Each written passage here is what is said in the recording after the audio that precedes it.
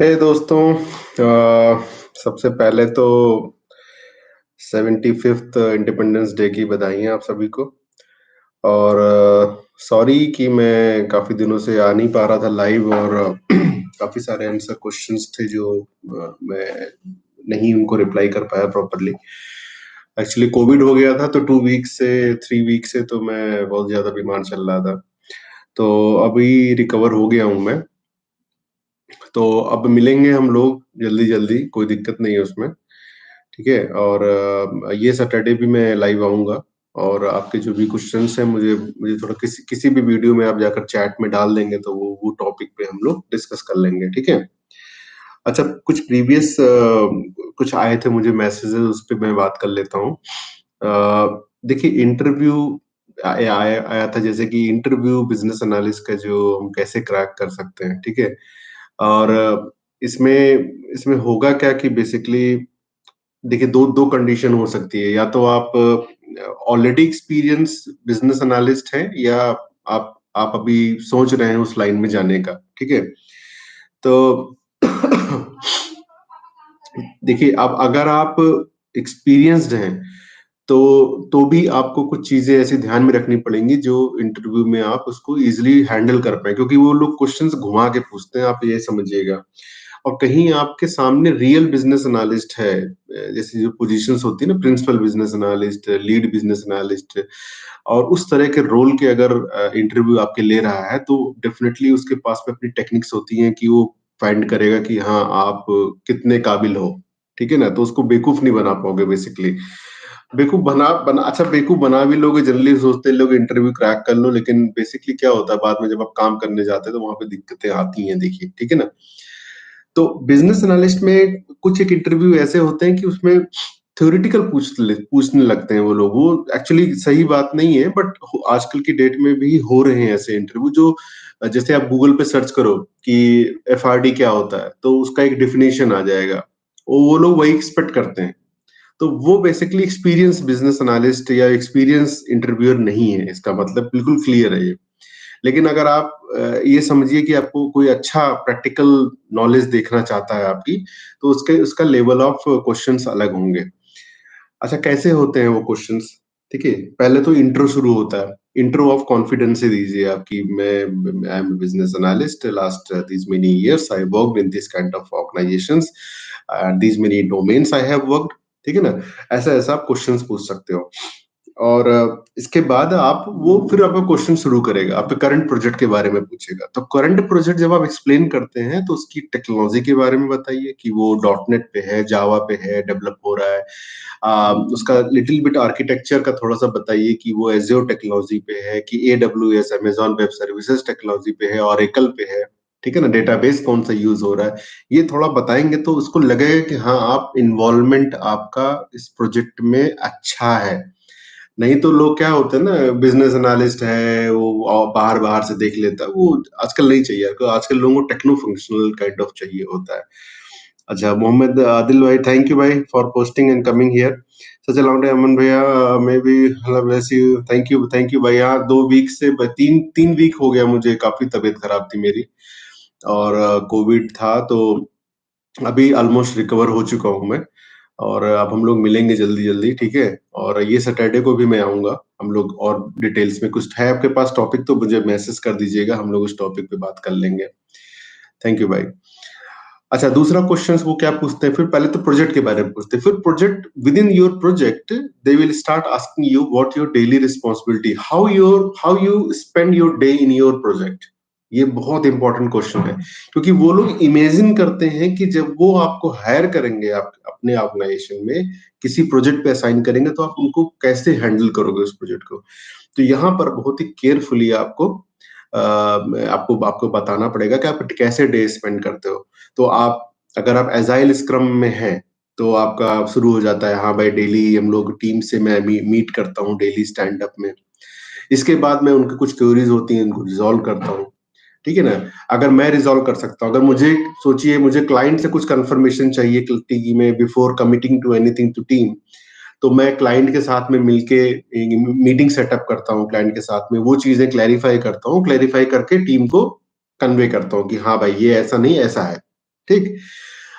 तो इसके बाद क्या करते हो आप फिर अपनी नेक्स्ट स्प्रिंट की आप तैयारियां शुरू करते हो।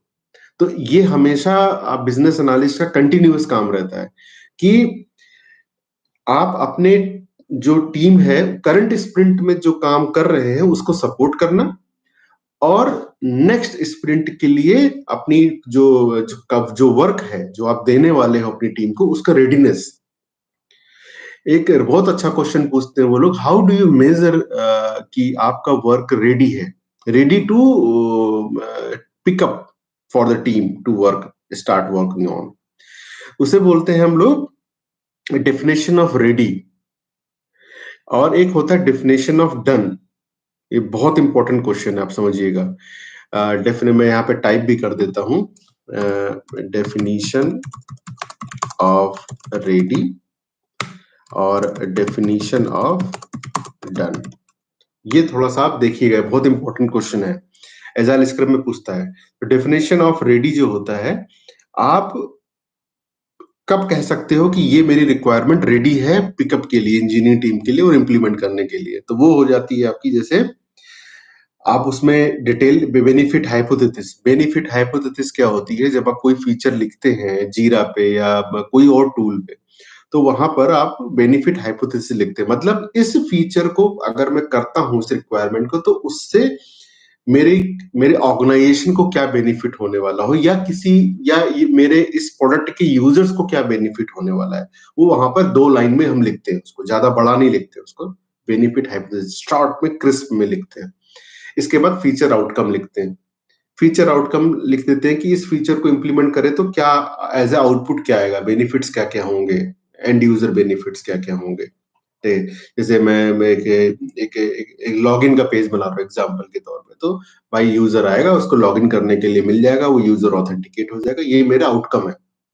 इसके बाद आप फीचर रिक्वायरमेंट लिखते हो, जहां पर आप पूरा डिटेल्स लिखते हो, एक एक स्टेप में कैसे क्या होगा। उसमें एक्सेप्टेंस क्राइटेरिया लिखते हो, यूआई बना, वायर फ्रेम्स बना के देते हो, ठीक है, वो सब चीजें अटैच करते हो। और फिर एक्सेप्टेंस क्राइटेरिया। एक्सेप्टेंस क्राइटेरिया भी 2 तरीके होते हैं, एक तो फंक्शनल एक्सेप्टेंस क्राइटेरिया, एक दूसरा आपका आता है एनएफआर, नॉन फंक्शनल रिक्वायरमेंट का, जिसमें आप परफॉर्मेंस रिक्वायरमेंट और availability requirement, concurrency requirements, load requirements, ये पूरा लिखते हो। आपको अगर कुछ उसमें है तो मुझे बताइएगा, मैं उस पे सेपरेट हम लोग नेक्स्ट मीटिंग में बात कर लेंगे, ठीक है ना। ये ये जब आप पूरा पैकेज करके रख देते हो, और टीम को जब आप कन्वे करते हो, ग्रूम करते हो, तो वो अगर सबको समझ में आ रहा है, तो मतलब क्या है भैया कि आपका डेफिनेशन ऑफ रेडी करेक्ट है। मतलब आप रेडी हो टीम को देने के लिए ये वर्क, क्योंकि उसमें सब कुछ है। बेनिफिट हाइपोथेसिस है, आउटकम है, फीचर डिटेल्स है, एक्सेप्टेंस क्राइटेरिया है, सब कुछ है। तो ये होता है डेफिनेशन ऑफ रेडी। अच्छा, डेफिनेशन ऑफ डन क्या होता है? डेफिनेशन ऑफ डन ये होता है कि जब हम यूजर स्टोरी इंजीनियरिंग टीम और टेस्टिंग टीम बोल देते हैं हाँ सब कुछ हमने कर दिया एज पर रिक्वायरमेंट, और जब एज ए बिजनेस एनालिस्ट और प्रोडक्ट ओनर आप उसको वैलिडेट करते हो अपनी तरफ से, भाई चेक करोगे ना आप उसमें जब चेक करते हो तो उसमें देखते हो कि क्या ये जो मेरा एक्सपेक्टेशंस था वो मैच कर रहा है। हर एक लाइन, एक एक लाइन, अगर एक भी पॉइंट उसमें मिस है तो आप उसको डिनाई कर दोगे, आप उसको रिजेक्ट कर दोगे। वो डेफिनेशन ऑफ डन मतलब मीट नहीं हुआ। और क्या ये जो इंफॉर्मेशन थी, ये जो हमने इंप्लीमेंट किया सोल्यूशन, क्या ये ready to deploy to production है? क्या ये requirement ready to push to live? तो अगर ये सारी चीजें हैं तो आप उसको बोलते हो डेफिनेशन ऑफ डन, मतलब ये हो गया है और ready to move to the production, merge करने के लिए रेडी है आपके मेन उससे। क्या फ्रेशर बीओ को जॉब जल्दी अब भैया देखो ऐसा है आदिल भाई, अभी बहुत सारी हायरिंग चल रही है, टीसीएस, विप्रो, एसेंचर, इन्फोसिस, मतलब इतनी हायरिंग चल रही है, मैं आपको क्या बताऊं। हाँ लेकिन ये जरूर मैं कहूंगा कि वो लोग पता नहीं क्यों ऐसा, लेकिन वो लोग कैंपस जाते हैं फ्रेशर्स को उठाने के लिए। वॉक अगर आप देखिए ये जो अपना Naukri.com है, इन सब में मॉन्स्टर पे, नौकरी और मॉन्स्टर, मैं लिंक्डइन का नाम नहीं ले रहा हूँ बिकॉज उसमें कोई भी लाइव ये जो रहता है ना, वॉक इन, वो उसमें अपडेट नहीं आती, जबकि आपकी नौकरी और मॉन्स्टर में आती है। तो वहां पर आप अपनी रिक्वायरमेंट्स डाल के रखिए, प्रेफरेंसेस, वॉक इन ऑल्सो। तो अगर कोई कंपनी आपके सिटी, चॉइस ऑफ सिटीज में वॉक इन कर रही है तो आपको अलर्ट आ जाएगा और आप जाकर वॉक इन भी दीजिए, ठीक है ना।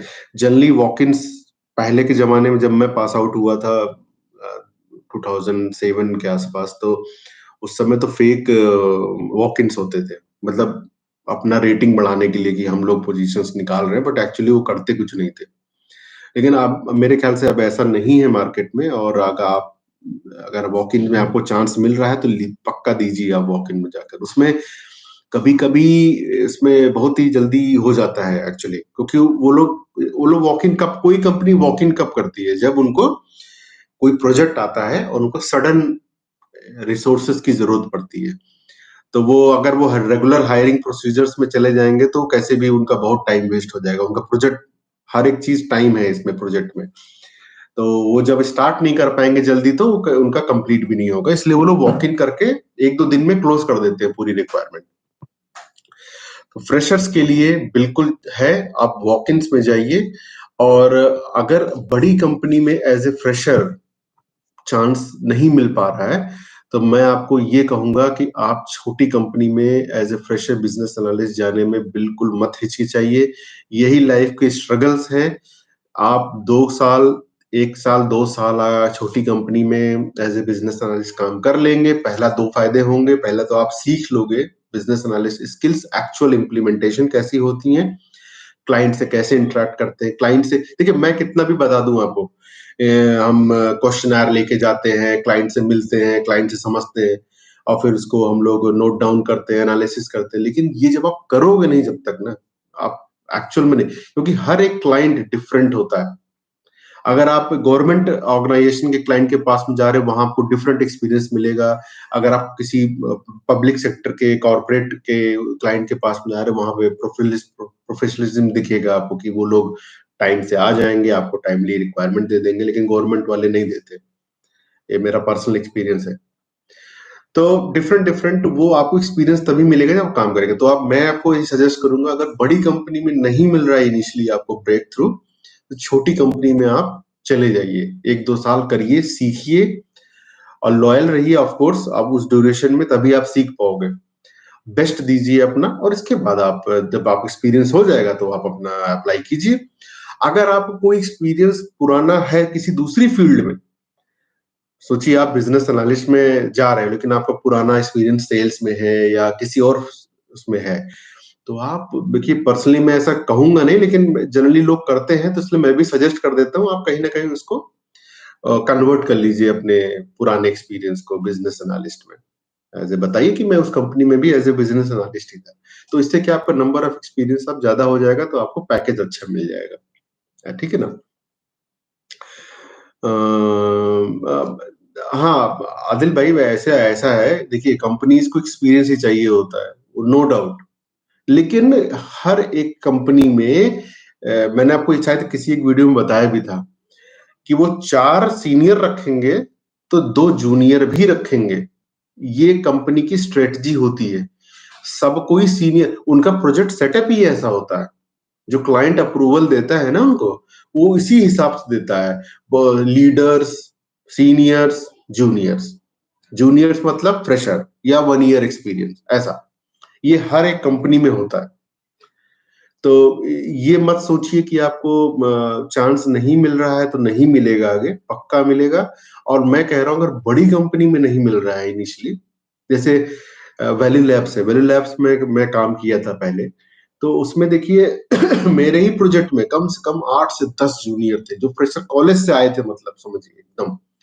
वो लोग, हम लोग बगल में बैठ के सीखते थे और फिर हम लोग को असिस्ट करते थे थोड़ा थोड़ा कि हाँ चलिए, ये मैंने छोटा सा काम दे दिया, वो करके दे दिया, ऐसा ऐसा। अब वही बंदे जब हम लोग वहां से निकल गए, तो उन्हीं उन्हीं वही अब बच्चे जो है आगे देखो कर रहे हैं, अब संभाल ले रहे हैं। तो ये हर कंपनी करती है, क्योंकि कंपनी में होता क्या है, सीनियर बंदे, सीनियर एम्प्लॉयज को कब तक वो लोग इंक्रीमेंट देते रहेंगे। वो भी जानते हैं कि आज नहीं कल छोड़ के चला जाएगा, क्योंकि हम लोग उसको मार्केट स्टैंडर्ड से दे नहीं पाएंगे पैकेज।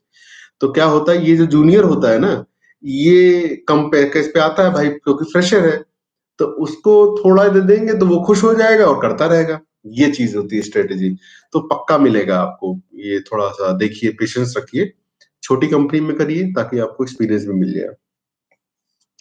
अच्छा, हम लोग उसकी बात कर रहे थे, इंटरव्यू की। तो एक तो प्रोजेक्ट का मैंने बताया आपको। अच्छा, अगर प्रोजेक्ट आपका एसडीएलसी लाइफ साइकिल के बेस पे है तो कैसे आप जवाब दोगे?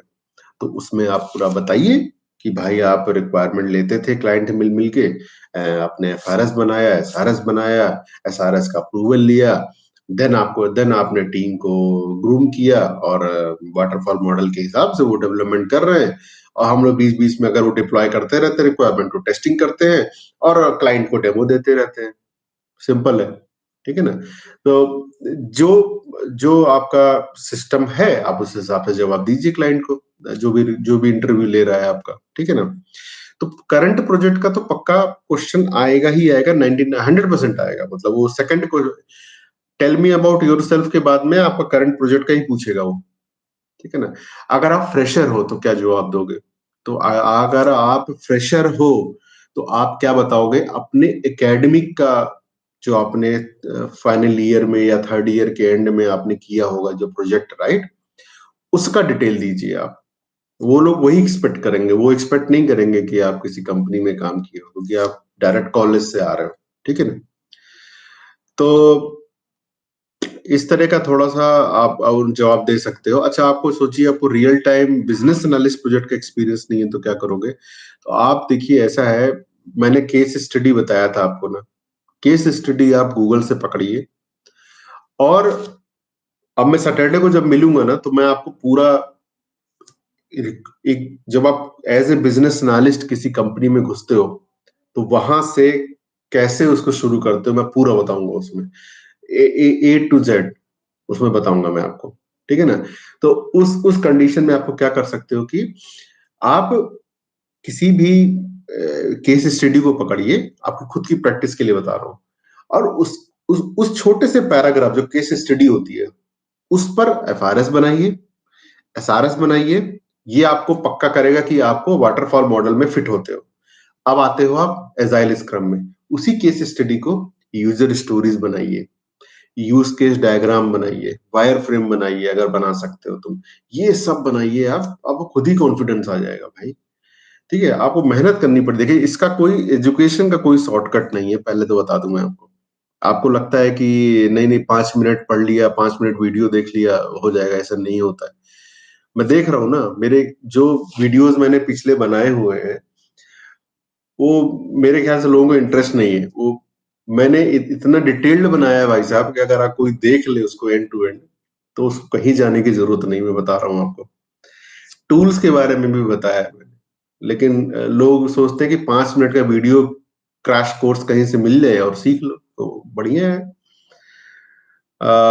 हाँ, सैटरडे में आ जाऊंगा 11 साढ़े 11 बजे तक, 11 बजे आ जाऊंगा, 11 एम 11 एम पे आता हूँ पक्का सैटरडे को।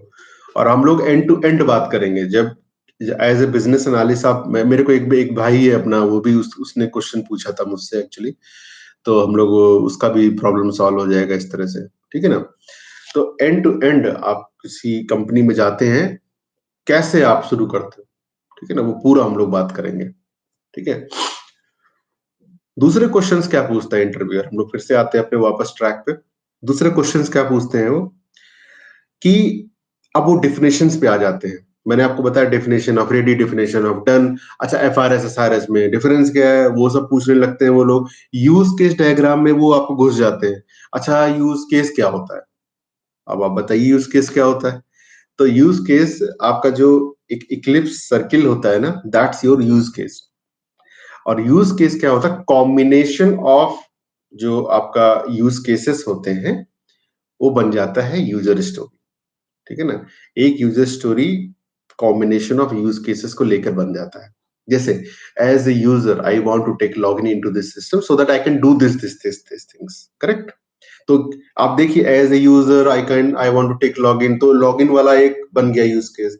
सो that I can do this things, वो सारे यूज केसेस बन गए। तो ऐसा आप समझिए, ठीक है ना? तो ये डिफरेंसेस पूछे जाते हैं। अच्छा, बोलता है एक्सटेंड क्या होता है? बोलेगा एक्सटेंड क्या होता है यूज केस में? तो एक्सटेंड मतलब होता है जो ऑप्शनल, कोई यूज केस में अगर कोई ऑप्शनल इंफॉर्मेशन चाहिए, उस यूज केस को सेटिस्फाई करने के लिए कोई ऑप्शनल इंफॉर्मेशन चाहिए, वो हम एक्सटेंड में रिप्रेजेंट करते हैं यूज केस डायग्राम में। इंक्लूड क्या होता है? अगर कोई मैंडेटरी इंफॉर्मेशन चाहिए, मतलब वो यूज केस को सेटिस्फाई आप नहीं कर सकते विदाउट वो इंफॉर्मेशन। जैसे मैं यूजर नेम एंड पासवर्ड, अब यूजर नेम एंड पासवर्ड तो इंक्लूड रहेगा ही ना, साइनिंग के लिए चाहिए तो मुझे वैसा समझिए। One time OTP that's optional. आप अगर चूज करते हो, आपने सिक्योरिटी अपना कर रखा है, मल्टी फैक्टर ऑथेंटिकेशन बोलते हैं उसको, अगर आपने इनेबल किया है तो वो आएगा, नहीं इनेबल किया तो नहीं आएगा, दैट इज ऑप्शनल। ठीक है ना? जनरलाइजेशन क्या होता है वो पूछ लेगा आपको। जनरलाइजेशन क्या करता है? एक्टर टू एक्टर जनरलाइजेशन होता है और use case to use case generalization होता है। एक्टर टू एक्टर जनरलाइजेशन करता है कि जो नीचे वाला एक्टर है जिससे आप जनरलाइज कर रहे हो ऊपर वाले को, वो अपने से ऊपर वाले की सारी क्वालिटीज को इनहेरिट कर लेता है।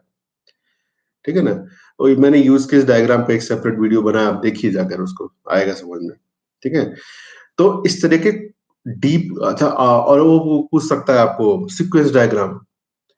ये चीजें आज की डेट में यूटिलाइज नहीं होती हैं, sequence diagram, activity diagram, but in order to जज यू कि आप रियल बिजनेस एनालिस्ट है, क्योंकि देखिए IIBA, international institute of business analyst में ये सब कुछ मिलेगा। तो बिजनेस एनालिस्ट का अगर आपको वो देख रहा है कि मेरा ये जो बंदा है ये कोर है, इसको नॉलेज की, अगर कोई जरूरत पड़ गई कल को, उस तरह का प्रोजेक्ट आया उनको, तो आप क्या है, वो क्या दूसरा बंदा ढूंढने जाएंगे? दूसरा बिजनेस लाइन ढूंढने नहीं जाएंगे, वो आपसे ही एक्सपेक्ट करेंगे कि आप भी कर लो इसको। ठीक है ना?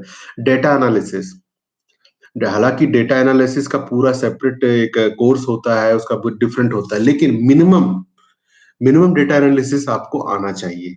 जैसे आपको करंट प्रोजेक्ट में कुछ एक रिक्वायरमेंट है जिसमें डेटा को एनालाइज करके रिपोर्ट्स बनवानी है, या उस डेटा के हिसाब से आपको ये देखना है कि किस तरह के ट्रांजैक्शंस ज्यादा हो रहे हैं आपके सिस्टम में। क्योंकि आप देख लोगे, क्योंकि जिस भाई मैंने एक्सपोर्ट किया डेटा, अब मैं देख रहा हूँ एक्सएमएल फॉर्मेट है या सीएसवी फॉर्मेट है, आप उसमें देख पाओगे कि अच्छा इस तरह के डेटा बार बार हो रहा है। इससे आप क्या पता लगाओगे? System load, kind of transactions किस तरह के हो रहे हैं। तो ये चीजें भी आपको आनी चाहिए। ठीक है? स्लोली, आपसे कोई डे वन से एक्सपेक्ट नहीं करेगा, आनी चाहिए धीरे धीरे। अच्छा, और एक क्वेश्चंस पूछे जाते हैं, थोड़ा सा दिमाग में नहीं आ रहा लेकिन मैं बता रहा हूँ आपको। सेरेमनीज पूछ लेता है वो, स्प्रिंट सेरेमनीज क्या होती है, वो तो आपको आना ही चाहिए। वो sprint planning, then estimation, then execution, then testing, and then sprint demo, and then sprint retro. ये चीजें, इसको हम लोग सेरेमनी बोलते हैं। मतलब जैसे मैरिज सेरेमनी होती है ना, उसमें कुछ प्रोसेसेस होते हैं ना, डे वन में हल्दी लगेगी, इसके बाद ये होगा, वैसा ही ये भी होता है, उसमें सेरेमनी बोलते हैं उसको। ठीक है ना? और बिजनेस एनालिस्ट में आपको वो दे देगा आपको, अगर कोई अच्छी कंपनी है तो वो आपको केस स्टडी दे देगी और बोलेगी आपसे जाइए एनालाइज करिए यार, और आप एजम्पशंस कॉल आउट करिए, और जो आपके कुछ डाउट्स हैं, क्वेरीज हैं, उसको कॉल आउट करिए, और आप फारेस्ट लिख के लाइए, इस पे यूजर स्टोरीज लिखिए, वायरफ्रेम बनाइए, सब करके लाइए। वो आजकल तो पूछे, मतलब अगर कोई अच्छी कंपनी है, देखिए जिसके भी 5,000 एंड अबव एम्प्लॉइज हैं कंपनी में, काइंड ऑफ स्मॉल एमएनसी और अपर देन दैट, वो पक्का आपको केस स्टडी ही देगी। मतलब फेस टू फेस मिलने से पहले, अगर इंटरेक्शन इस तरह से वर्चुअल इंटरेक्शन से पहले ही आपको केस, वो एचआर लेगा पहला, एचआर आपको थोड़ा सा जज करेगा, इसके बाद आपको सेकंड एक्टिविटी केस स्टडी की ही दी जाएगी। तो केस स्टडी में थोड़ा सा कॉन्फिडेंस लाइए आप लोग, ठीक है? आप लोग गूगल से लीजिए और पढ़िए।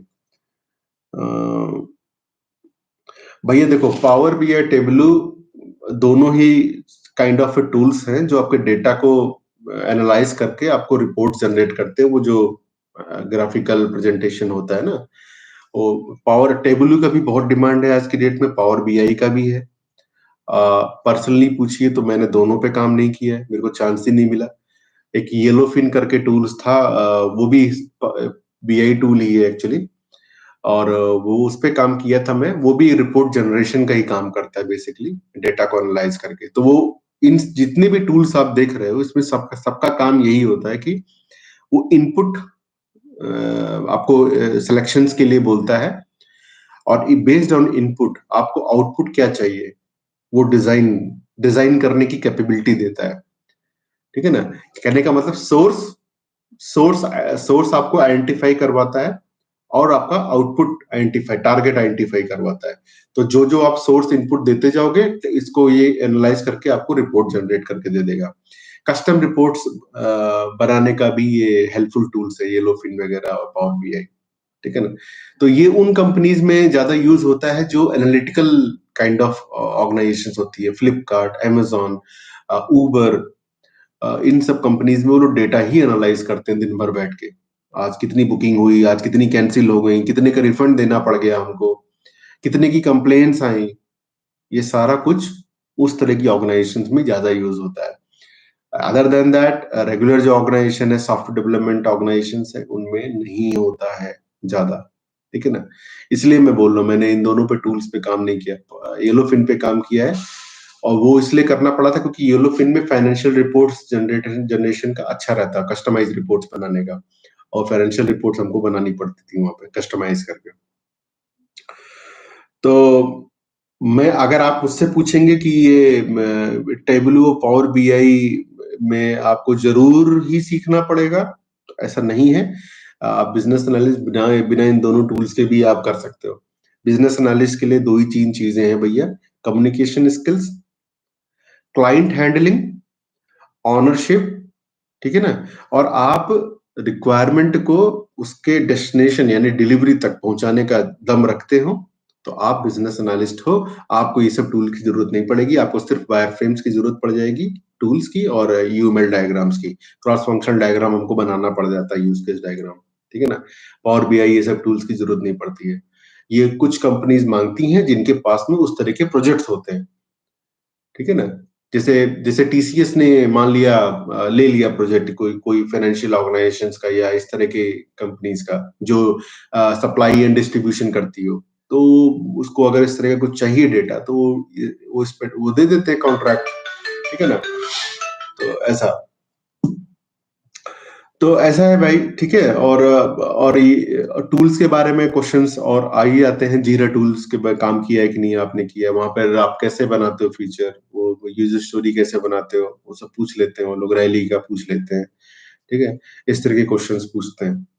बट मैं अगर आपको ओवरऑल देखूं, अच्छा, एक मैंने से लास्ट सेशन भी लिया था, उसमें वो लोग ये चीज बोलते हैं कि आपने चैलेंजेस क्या क्या फेस किए हैं, आपके बहुत इंपॉर्टेंट क्वेश्चन आ जाता है। तो चैलेंजेस फेस करने का जो है, आप उसको रियल प्रैक्टिकल अगर है, रियल में कोई आपको ऐसा एक्सपीरियंस था तो आप बताइए उसको। अगर नहीं है तो थोड़ा सा बता सकते हैं मैनिपुलेट करके, राइट? आई मीन थोड़ा बताइए कि हाँ इस तरह के कॉम्प्लिकेशंस आए थे। जैसे जैसे एक सिंपल मैं बता देता हूँ आपको। Client were not agreeing on the requirements, तो मैं after lot of efforts also they were not agreeing on the requirements. Nobody was saying, oh, I mean, they were having differences. So as a business analyst, वो तुरंत पूछेगा interviewer, तो as a business analyst, what you did, how you overcome from that situation, how you rectified that situation, तब आप बताओगे उसको। अच्छा, तो एज ए बिजनेस एनालिस्ट इस सिचुएशन में क्या करना चाहिए? अगर सोचिए तीन स्टेक होल्डर्स हैं और वो एक रिक्वायरमेंट मैं आपको बता देता हूँ। सिंपल रिक्वायरमेंट कि वो बोलता है कि अगर 50,000 से ऊपर का ट्रांजेक्शन है तो वो अप्रूवल चाहिए। पहला स्टेक होल्डर बोल रहा, दूसरा बोल रहा नहीं नहीं नहीं 1 लाख से ऊपर है तो ही चाहिए। तीसरा बोलता है नहीं नहीं भाई, अप्रूवल की कोई जरूरत नहीं है, क्यों अप्रूवल चाहिए, आप पेमेंट आया है तो करो जाके। कैसे करोगे इसको? तो इसमें आपको करना ये पड़ेगा कि थोड़े से प्रेजेंटेशन बनानी पड़ेंगी आपको, कुछ कुछ डेटा आपको लेके आना पड़ेगा। जैसे मैं एग्जांपल बताऊं आपको, अब उनको थोड़ा सा अवेयर करना पड़ेगा कि अगर आप अप्रूवल मैकेनिज्म लगाते हो तो आपके ट्रांजैक्शन सेफ रहेंगे, अनऑथराइज्ड ट्रांजैक्शंस अवॉइड कर पाओगे आप। ठीक है ना? तो उनको कुछ एग्ज़ाम्पल्स बताइए, उनको दिखाइए सिस्टम्स में कि अगर मान लिया कोई फ्रॉड करने चला, तो आप कैसे उसको रोकोगे जब तक अप्रूवल नहीं होगा। तो ये कुछ एग्ज़ाम्पल्स के साथ में उनको हम लोग टैकल करते हैं, उनको उनके जो डिफरेंसेस हैं उसको वो कट करते हैं। और वो एक बोल रहा था 50,000 से है ऊपर तो अप्रूवल चाहिए, बोल रहा था नहीं, नहीं लाख रुपए से ऊपर है तो वो कैसे होगा? इन दोनों को कैसे हैंडल करोगे? तो भैया उनको बोल दो कि सर ये पूरा कॉन्फ़िगरेबल सिस्टम है। आज आपको लगता है कि 50,000 पे अप्रूवल अबव ट्रांज़ैक्शंस पे अप्रूवल चाहिए, तो आप 50,000 का सेट कर दो। कल लगता है कि नहीं-नहीं 1 लाख के ऊपर या 2 लाख के ऊपर होना चाहिए, तो आप कॉन्फ़िगर कर दो। तो हमारा सिस्टम भैया कॉन्फ़िगरेबल है। वो दोनों भी एग्री हो जाएँगे, हाँ भैया चलो ठीक है, हार्ड कोड तो है नहीं। कल हमको लगता है बढ़ाना है तो बढ़ा लेंगे, कल लगता है घटाना है तो घटा देंगे हम अप्रूवल रिक्वायरमेंट, करेक्ट? तो इस हिसाब से हम उनको कन्वे करते हैं। तो ये क्वेश्चन ज़रूर पूछा जाता है और आपको इस तरह से आप उनको कन्वे कर सकते हो कि by having some examples, by having some presentations, we communicate them separately and then together and then we make them understand the realize and then make them realize of this importance of this requirement and they understood that. तो इस तरह से आप उनको interviewer को बता सकते हो कि आपकी ये सिचुएशंस थी जहां पर लोग डिफरेंट ओपिनियन रख रहे थे रिक्वायरमेंट पे और आपने इस तरह से उनको हैंडल किया ऐसा। थैंक्स थैंक्स आदिल भाई। Rishi, I have 11 years experience in retail branch banking. बहुत बढ़िया है भैया, आप मतलब रिटेल की बहुत डिमांड है। और मैं आपको बता दूं कहाँ डिमांड है, Malaysia, Singapore, Dubai, gulf country दबा के रिक्वायरमेंट है। अगर आपका रियल एक्सपीरियंस है तो बहुत बढ़िया है। Good knowledge of Finacle and Flexcube banking software, how can move to be. आपको कुछ करने की जरूरत नहीं है, आप बस, मैं आपको बता रहा हूँ ऋषि, आपके पास में जो स्किल्स है, डोमेन स्किल्स, वो इस समय की जो लीडिंग ऑर्गेनाइजेशंस हैं वर्ल्ड की, उन सबको चाहिए ये। मैं आपको बता रहा हूँ, स्टेट स्ट्रीट, EY, एसेंचर और कोई डिलॉयट, और जो बाहर की कंपनी है, बहुत सारी कंपनी, PwC और दुनिया भर की कंपनी, सबको बैंकिंग और यही सब चाहिए भाई। तो आपको डोमेन एक्सपीरियंस तो ऑलरेडी है, आपको करना क्या है, अपने आप को थोड़ा सा ब्रशअप करना है बिजनेस एनालिस्ट टर्म में, दैट्स इट। आप उठाकर वो जाकर जो जो वीडियोस हैं अगर आप वही देख ले अगर मेरे, तो बस काम खत्म हो गया आपका, क्योंकि आपको डोमेन एक्सपीरियंस तो है ही है। और आपको करना है सिर्फ इतना है कि जब आप ये वीडियोस देख के नॉलेज कर ले कि एज ए बिजनेस एनालिस्ट हम कैसे अप्रोच करते हैं प्रोजेक्ट में, तो आपको सिर्फ करना क्या है, अपने पुराने एक्सपीरियंस को कन्वर्ट करना है कि आप एज ए बिजनेस एनालिस्ट थे वहां पे और आप ये करते थे, खत्म, आपका पूरा कन्वर्जन हो गया। कोई भी वेरिफिकेशंस जो होते हैं वो आपके डिजिग्नेशन और डेजिग्नेशन भी नहीं देखते, वो लोग ये देखते कि हाँ ये बंदा आपके यहाँ पे इतने से इतने दिनों तक काम किया कि नहीं किया, वो यही देखते हैं बस। वो ये नहीं पूछते हैं कि उसका पैकेज भी वेरीफाई करते हैं ऑफ कोर्स, वो ये नहीं पूछते हैं कि उसका रोल्स एंड रिस्पॉन्सिबिलिटीज क्या था। रोल्स एंड रिस्पॉन्सिबिलिटीज आप जो बताओगे वो आगे मान जाएगा। अच्छा, इंटरव्यूअर तो कैसे भी आपका इंटरव्यू ले ही रहा है ना, अगर उसको लगता है कि आपको एक्सपीरियंस नहीं तो कैसे भी वो आपको अप्रूव नहीं करेगा, सेलेक्ट नहीं करेगा। तो आपको ऑलरेडी जब इतनी चीज से इतना एक्सपीरियंस है तो आप भाई, आपको तो कोई रोक ही नहीं सकता। थोड़ा सा आप बस मेहनत कर लीजिए अपना, ठीक है। बिजनेस एनालिस्ट का स्किल्स ले लीजिए कि एज ए बिजनेस एनालिस्ट वो क्लाइंट को कैसे इंटरेक्ट करते हैं, क्या डॉक्यूमेंट बनाते हैं, यूजर स्टोरीज क्या होती हैं, ये सब चीजें आप समझ लीजिए बस, ठीक है ना। ए, हाय राजशेखर, हाय, थैंक्स फॉर ज्वाइनिंग। तो आज इन सब टॉपिक्स पे बात हो गई है। हम लोग ये सैटरडे 11 बजे मिलेंगे सुबह और एंड टू एंड प्रोजेक्ट पे बात करेंगे। आपके पास कोई अपने स्पेसिफिक क्वेश्चंस हैं तो आप लेके रेडी रखिए, ज्वाइन कीजिए, पिंग कीजिए, और हम लोग उन सब टॉपिक्स को उठाकर बात करेंगे और देखेंगे कि एज ए बिजनेस एनालिस्ट जब आप किसी ऑर्गेनाइजेशन में एंट्री करते हो तो आप उन चीजों को कैसे हैंडल करते हो, ठीक है ना। आपके जो क्वेश्चंस हैं आप उस पे बात कर सकते हैं। तो यही अगर मैं फिर से अपने ओरिजिनल थॉट पे आता हूँ, इंटरव्यू क्वेश्चंस, तो यही सब क्वेश्चंस पूछते हैं वो लोग, जज कर लेते हैं। केस स्टडी बहुत इंपॉर्टेंट है बड़ी ऑर्गेनाइजेशंस का। छोटी ऑर्गेनाइजेशन में वर्बल पूछ के वो लोग जज कर लेते हैं, बट बड़ी ऑर्गेनाइजेशंस में केस स्टडी देते ही देते हैं, ठीक है ना।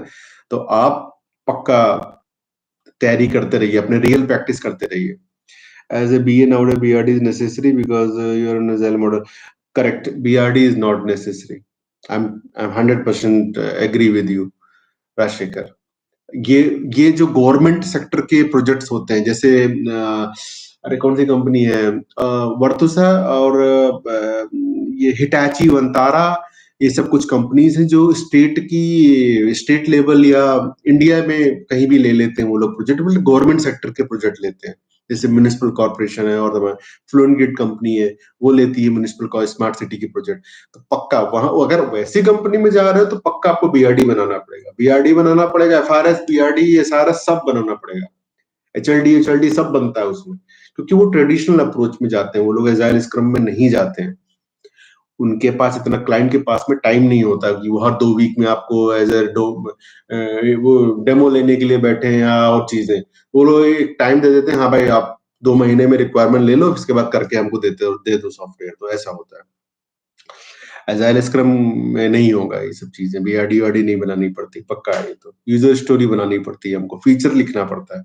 फीचर, बीआरडी मत कंफ्यूज मत होइए बीआरडी से। फीचर मतलब होता है कि एक जीरा या रैली पे उसमें फीचर, क्रिएट फीचर ऑप्शन होता है और वहां पर आप लिखते हैं benefit hypothesis, feature outcome, feature requirement, उसमें wireframe, use case diagram सब लगा देते हैं और इसके बाद वो फिर उसका एक्सेप्टेंस क्राइटेरिया लिख के ओके कर देते हैं। ठीक है ना। फीचर जो होता है वो छोटा होता है, छोटे साइज का रहता है, मतलब एक स्प्रिंट या 2 स्प्रिंट 3 स्प्रिंट में काम हो जाए सॉफ्टवेयर इम्प्लीमेंटेशन। और एफआरएस जो होता है वो मल्टीपल फीचर्स को लेकर बनता है एफआरएस डॉक्यूमेंट। करेक्ट। वो एक टू एंड डॉक्यूमेंट होता है, जबकि फीचर जो होता है वो छोटा सा पार्ट होता है आपके पूरे रिक्वायरमेंट्स का। ठीक है ना। एपिक जो होते हैं वो काफी थोड़ा सा, उसको हम लोग बोल सकते हैं कि वो बड़ा होता है रिक्वायरमेंट, और एपिक को हम लोग ब्रेक करके फीचर लिखते हैं। ठीक है ना। स्टिल इंटरव्यू आस्किंग, मैं बोल रहा हूँ ना आपको, इंटरव्यूअर आप, मैं आज ही मैंने बात किया, इंटरव्यूअर पूछेगा आपको, क्योंकि वो देखना चाहता है कि आपको नॉलेज, कोर बिजनेस नॉलेज की नॉलेज है कि नहीं। जैसे आपने ऋषि ने बात किया कि ऋषि मोरे जो है उसको बहुत अच्छा एक्सपीरियंस है, देखो 11 साल का एक्सपीरियंस है रिटेल में, बैंकिंग में, और दुनिया भर का एक्सपीरियंस है। लेकिन एज ए बिजनेस एनालिस्ट आपको क्या एक्सपीरियंस है? आपने कुछ इन सब चीजों में कुछ काम किया होगा, लेकिन क्या आप एज ए बिजनेस एनालिस्ट इन चीजों को हैंडल कर पाओगे? अगर आपको रिक्वायरमेंट डॉक्यूमेंट लिखने को दिया गया, आप लिख पाओगे? क्योंकि देखो, ये वो चैट तो है नहीं व्हाट्सएप की, आप कुछ भी फाउल लैंग्वेज यूज करके लिख दो, ग्रामर मिस्टेक्स कर दो, हिंदी को इंग्लिश में करके लिख दो। इसका एक पैटर्न होता है, जो मैंने, आप देखिए मैंने एक वीडियो भी बनाया है उसको, ठीक है, बीआरडीएफआरएस का। वो पैटर्न से आप हट नहीं सकते हो। ठीक है। वो आईएसओ अप्रूव्ड पैटर्न्स होते हैं, और आपकी आपकी खुद की ऑर्गेनाइजेशंस के अगर वो है, कुछ फॉर्मेट है तो वो दे देगा आपको, टेम्पलेट बनाओ इस पे। तो उस टेम्पलेट से आप हट नहीं सकते। फॉन्ट क्या होना चाहिए, कलर, उसमें दुनिया भर के कलर नहीं यूज करते, ब्लैक एंड व्हाइट रहता है हमारा डॉक्यूमेंट। तो कुछ स्टैंडर्ड्स होते हैं जो आपका प्रोफेशनलिज्म दिखाता है कि आप रियल, आपका प्रोफेशनल आप हो। ठीक है ना, इस चीजें का। तो ऐसे आप देखिए, बिजनेस में बीआरडी वगैरह पूछेगा, इंटरव्यू में पूछ सकता है। मैंने फिर बताया कि वो ये सोच के आपको हायर करेगा कि कल को हमारे पास में ऐसा प्रोजेक्ट आ गया, मान लिया, जिसमें ये डॉक्यूमेंटेशन की जरूरत पड़ती हो, तो क्या वो नया दूसरा बिजनेस एनालिस्ट हायर करेगा? वो एक्सपेक्ट करेगा ना कि आप ही करो सब भाई। बिल्कुल ट्रू है। ठीक है ना। और इवन एजाइल, एजाइल तो पूछेगा, एजाइल स्क्रम तो पूछेगा, क्योंकि 99% जो वर्क आज की डेट में हो रहा है पब्लिक सेक्टर और जो प्राइवेट सेक्टर में, इसमें एजाइल स्क्रम ही चल रहा है। देखिए, क्योंकि हर कोई सॉफ्टवेयर जल्दी देखना चाहता है कि क्या बन रहा है, ना कि 6 महीने बाद। ठीक है ना। तो ऐसा है। ठीक है। तो नॉलेज सबकी रखिए इंटरव्यू में देने के लिए, इंटरव्यू क्रैक करने के लिए, और आगे बढ़िए। ठीक है ना। तो let's meet this Saturday 11 AM, और हम लोग एंड टू एंड बात करेंगे फिर से, एज ए बिजनेस एनालिस्ट किसी ऑर्गेनाइजेशन में कैसे काम करते हैं आप लोग। ठीक है। जय हिंद दोस्तों, और आप सब लोग का अच्छा दिन बीते, यही शुभकामनाएं है, और तैयारी करते रहिए आप लोग, जल्द से जल्द सफलता लीजिए, मुझे भी बहुत खुशी होती है। ठीक है, thank you very much, thank you very much, bye bye.